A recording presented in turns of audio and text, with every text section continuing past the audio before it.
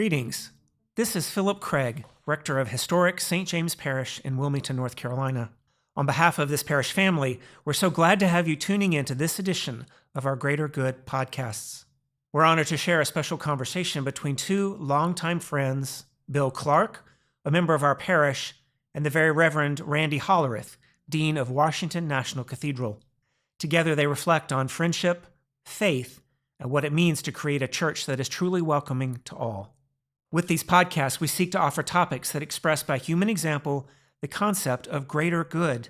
We hope these topics will encourage and challenge our thinking and contribute to the building of the community of God's kingdom. May this conversation open up space for your own reflection on calling, community, and the good news that speaks to us today. Please feel free to share this podcast and be sure to like and subscribe for more great content from St. James Parish. Again, welcome and enjoy. Good afternoon, everybody. My name is Bill Clark, parishioner here at St. James Episcopal in Wilmington, North Carolina. I have online with me dear friend Randy Hollerith, who is Dean of the National Cathedral in Washington, D.C. Say hey, Randy. Hey, Bill, it's good to be here. Thank you all for having me. Well, we appreciate you doing it. Quick shout out first to John Jordan and the Speaker Series group who came to me with this idea. I guess I bragged about being your friend too much, Randy, and friends in high places mean that you got to do a little bit more for everybody else to share some of that story. So that's what we're all about today, and appreciate you being here. Oh, Bill, anytime I get a chance to have a conversation with you is good, man. We don't get to see each other enough. And probably a conversation not about duck hunting with wads. So,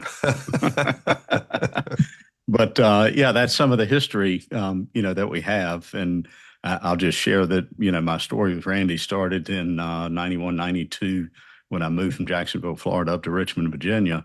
Moms always tell their sons, go to church. That's where you meet the right people.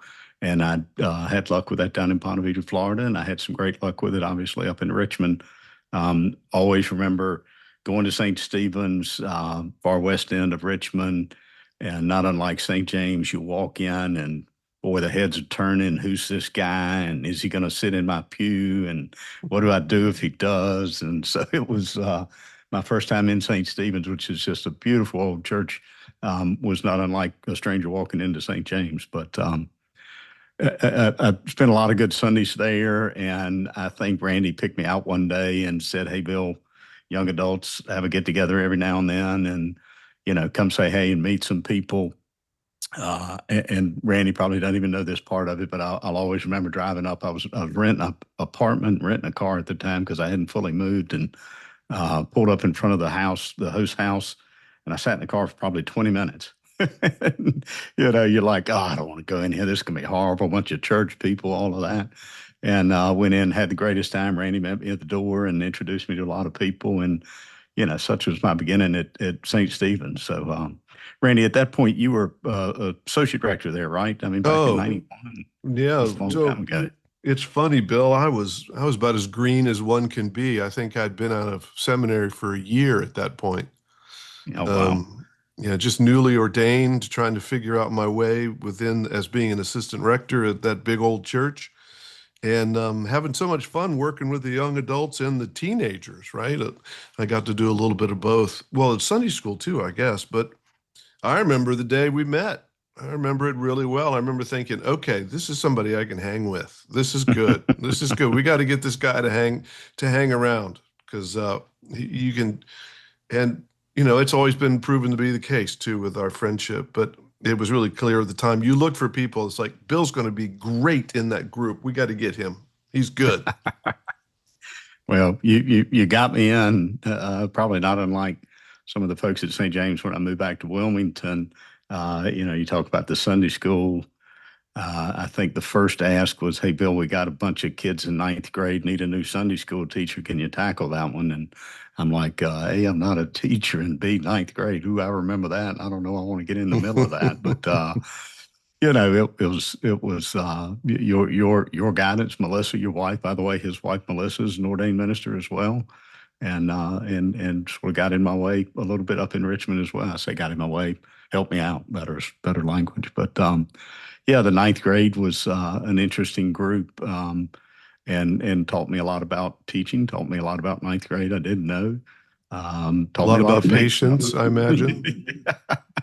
Yeah, and they had a great program that all I had to do, a few minutes before was kind of read and be prepared for the class and go through all of that. But that was a good one. Outreach put me on that committee. I think he just kept picking on me and saying, "Hey, he needs something else to do." And I was a single guy, needed something else to do, so it worked out. But I think I think I always enjoyed. You folks can look at Randy and see the simple nature of him. He's a good looking guy, simple guy for me, and was really welcoming. And I think that helped me in my faith adventure up in Richmond and moving forward to have somebody my age that was a minister. You kind of go, ooh, you think of ministers, the older, aged and curmudgeons and all of that. But he gave me a different picture, and that helped me a lot, in the discovery. So, Randy, I'm guessing you're Now still we're doing the some of aged curmudgeons. that. Yeah. Now we fit that role. So, Well, Bill, but you were always, I mean, you were, there are people who are takers and there are people who are givers. And you've always been a giver. You've always been a giver of thank you. yourself and your time, and you've always stepped up and and served your community and your church. Doesn't surprise me at all that you jumped in down there at St. James and got involved, because that's just the kind of guy you are. And every church is Well, blessed to have you.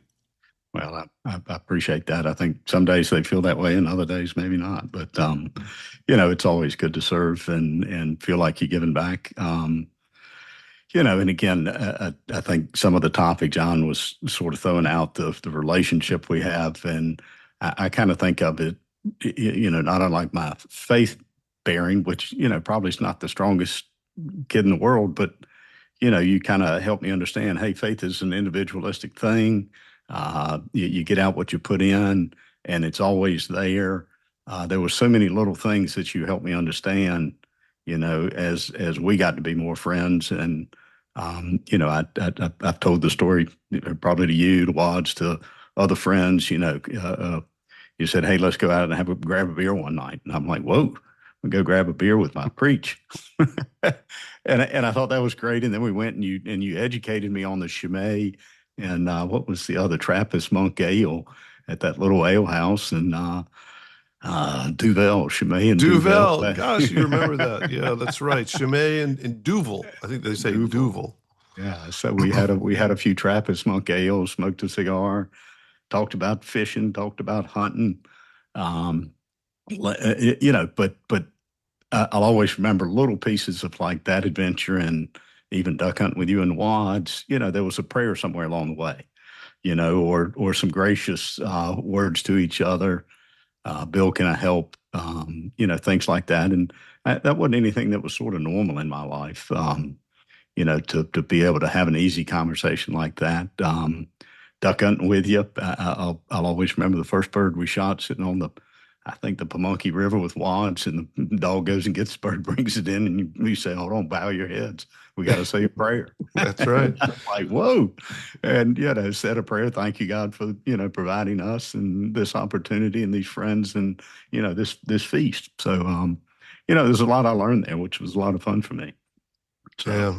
It was those times we had together, as a clergyman myself, especially as a young clergyman in a parish the size of St. Stephen's, when so many of the folks were so much older than we were, yeah, it was, yeah, I got to say, it was just really special for me to have a friend and someone who liked the same kind of things that I did and who was of my age. That was really special, because you don't get that as clergy very often. So you and Wads and Ray Carpenter and so many others at that place. yeah. God, that was a great group.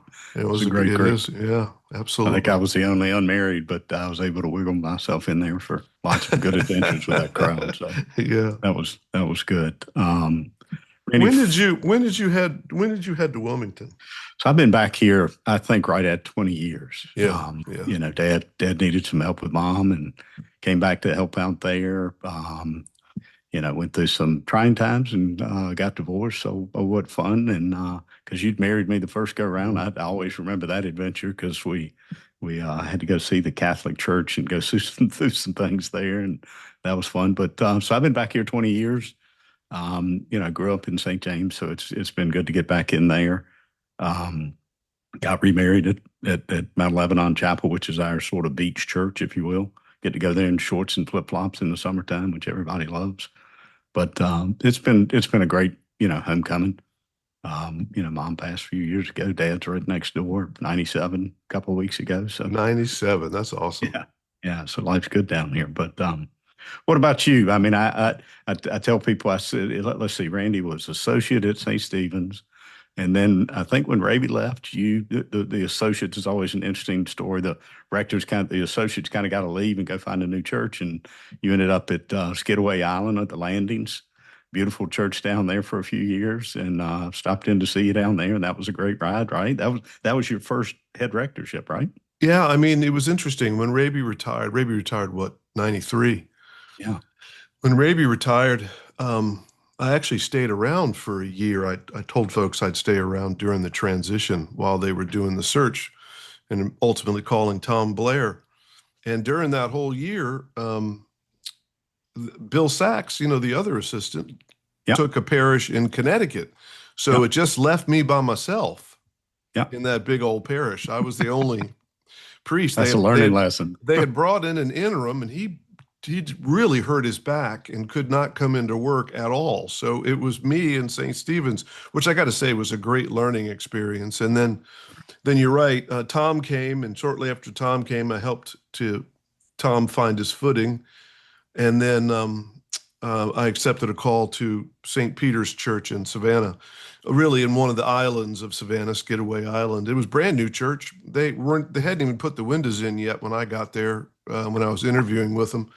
And they were still a mission church. So I had the joy of going from being the vicar of a mission to the rector of a parish. I got to walk with them through that from 95 to 2000. And, that's where my Eliza was born in Savannah. Wow. Marshall was born in Richmond, but Eliza was born in Savannah. Yeah. And two great connection stories. This is the fun stuff for me. I'll share with folks, this is what tells me God's alive in my life.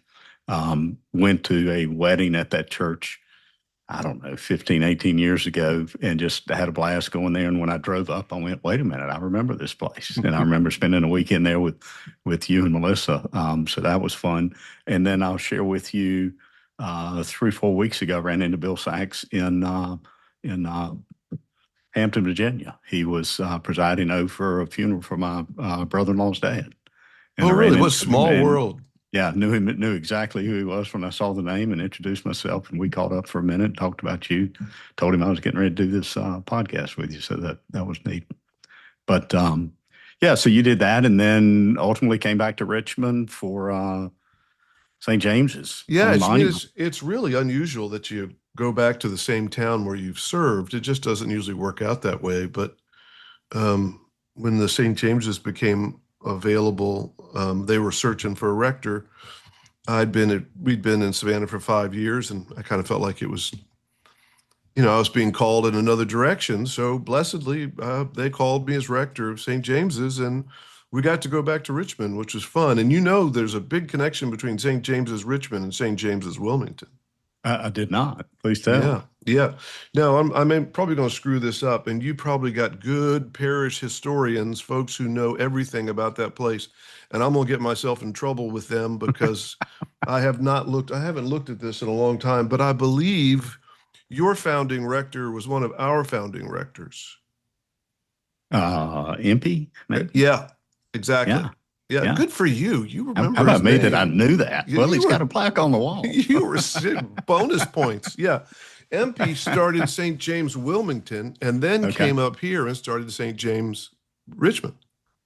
And don't we spell our names different? It's James's like individual his and James name James. I don't know how you all do it. Wasn't that the case? I don't know how you all do it, but we do it I'm not there anymore, but they do JAMES'.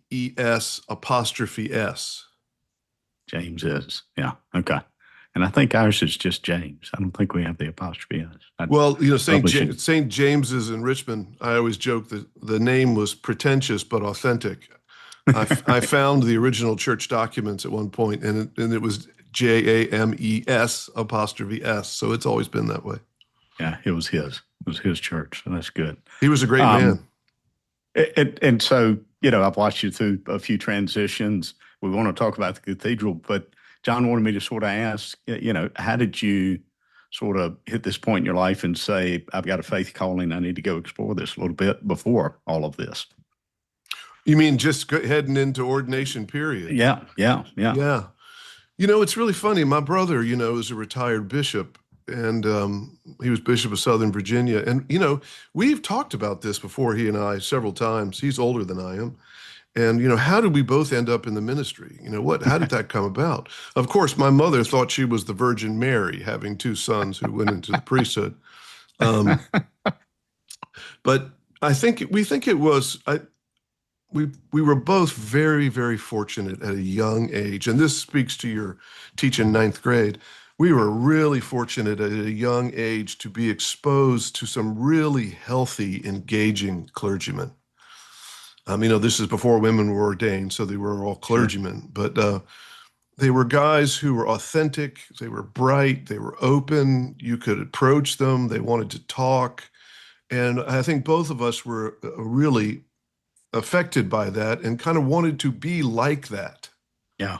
And ultimately, we each had our own different path, but found our way to the priesthood. And I do think it's a lot to do with some of those early clergy, like Churchill Gibson, for me, was a big influence. Now, for a long time, God and I had a wrestling match, it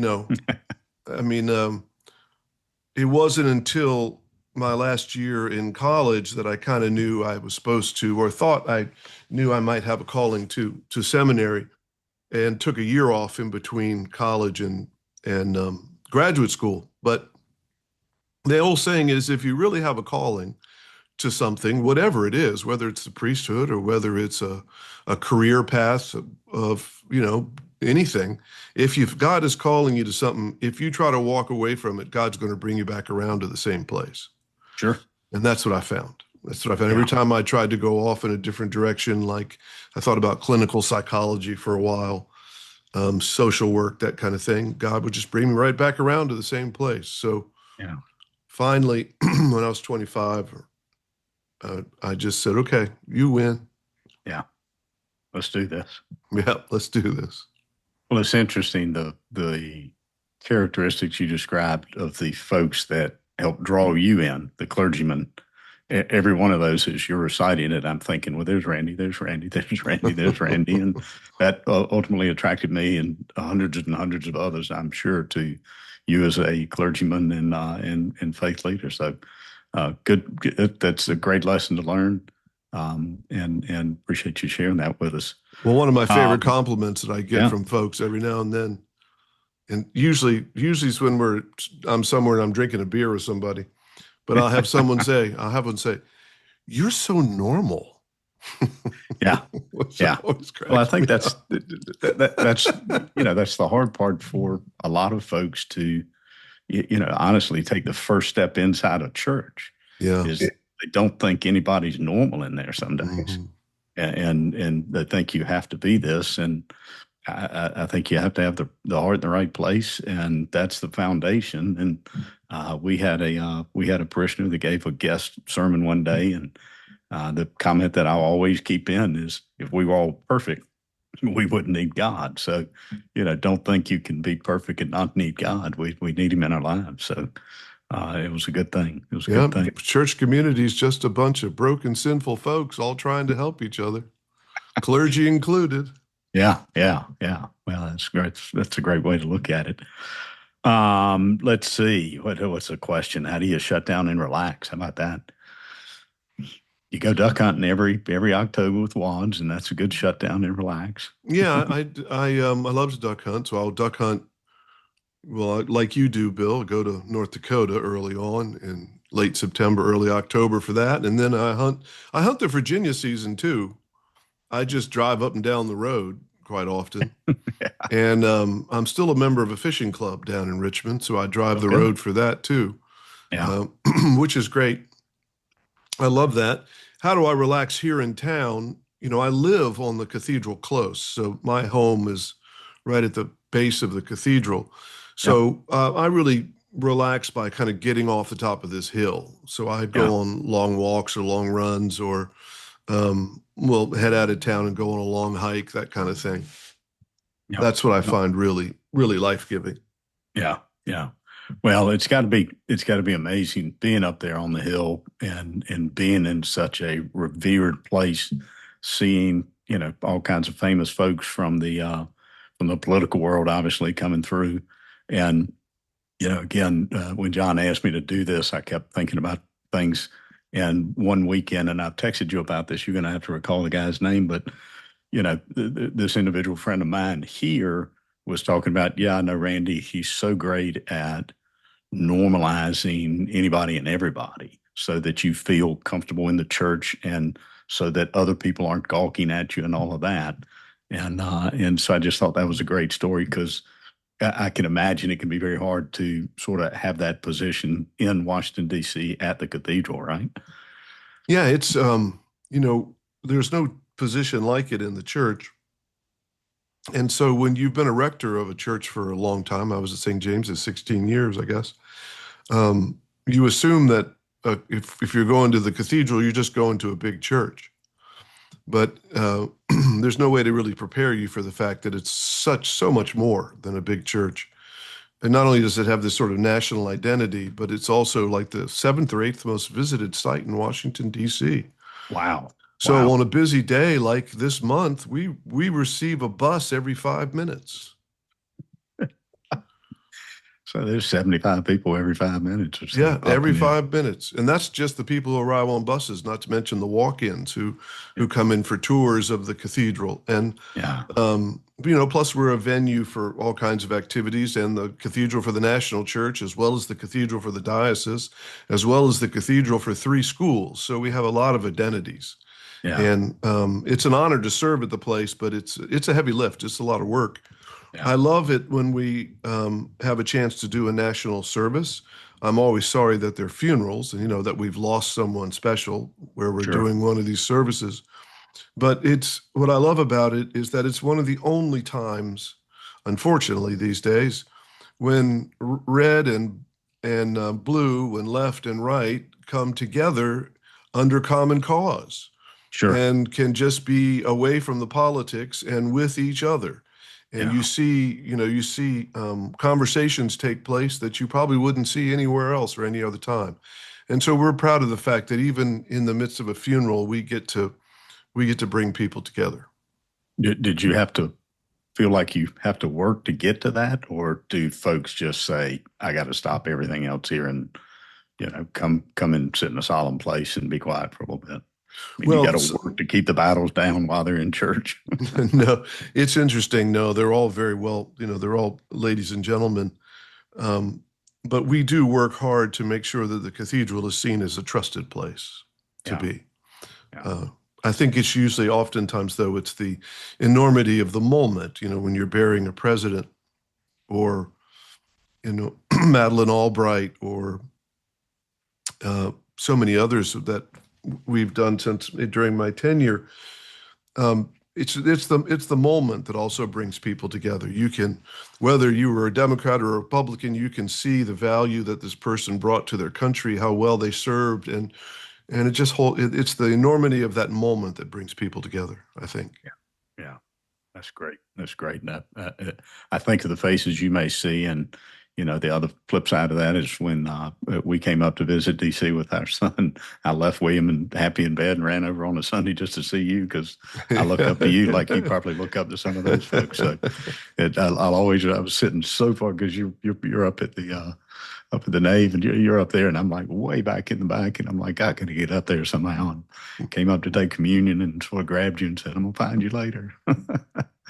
So, but great place. Let's see here, Randy. We're gonna wrap it up. See what we can do.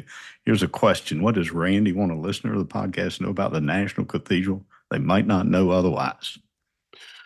Well, here are a couple of really important things. It's amazing to me how many people think we're owned by the federal government, Ah, or or that we sort of, yeah, or that we're a monument that only opens for funerals, right?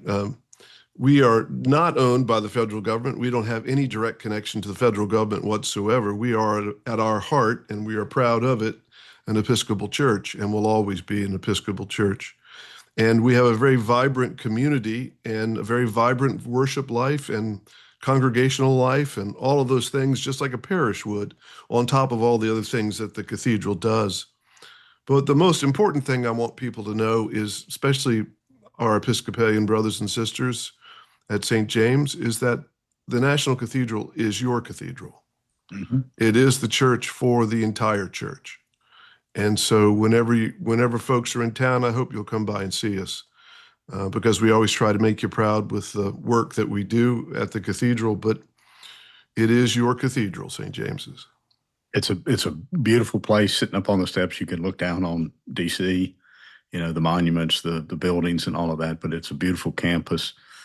Your home right there on campus is something else. The schools, the kids, the very short time I spent there was a lot going on for sure. So, well, we appreciate what you do up there and what the cathedral is for the Episcopal Church. Last question, unless you want to talk some more, what excites you about Christianity right now? God, that's one of those good ones. You know, what excites me about Christianity right now is the fact that the good news is just always the good news out there. It never loses its power.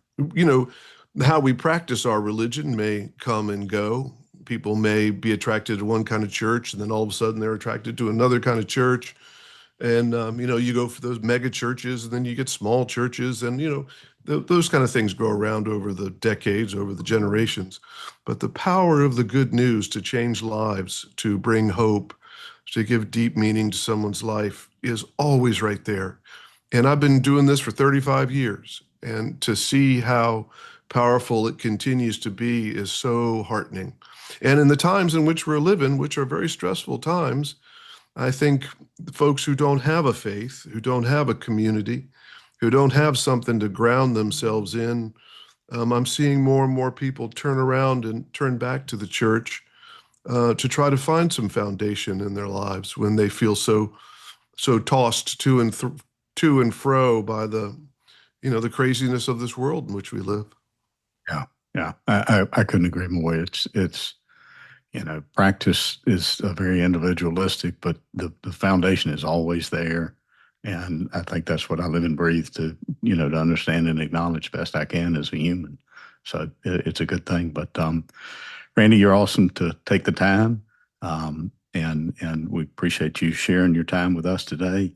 I think we've covered all that John wanted me to cover. And I hope Jonathan, who's working the AV system, can get some good talk out of this. Well, I love you, my friend.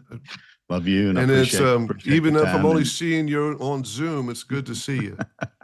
Well, I it's funny. I check in with Wads every time I go to Richmond, and I've yet to see him working with the Nichols family down there. But they're the only folks I see, so I need to come and make the appointment to see Wads, and then just keep driving a few hours and come up and say hey to you guys. So, and hugs to Melissa and the kids.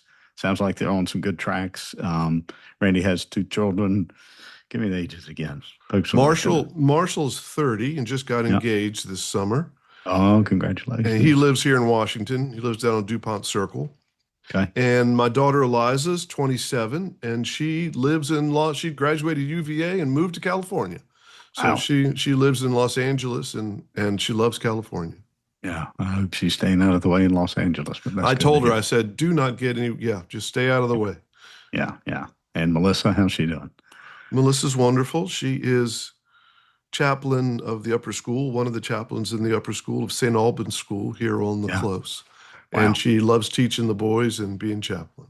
She's always been involved in the schools right around the churches, so that's great.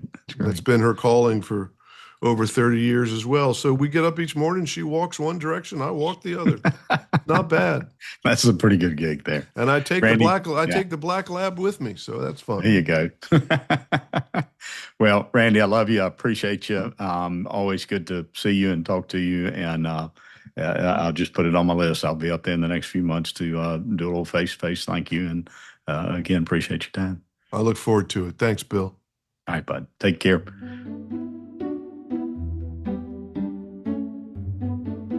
The Greater Good podcast series was produced by St. James Parish. Visit our website to learn more about our community and explore more podcasts and sermons. If you enjoyed this episode, be sure to like and subscribe so you won't miss what's next. Thanks for listening. We're glad you joined us.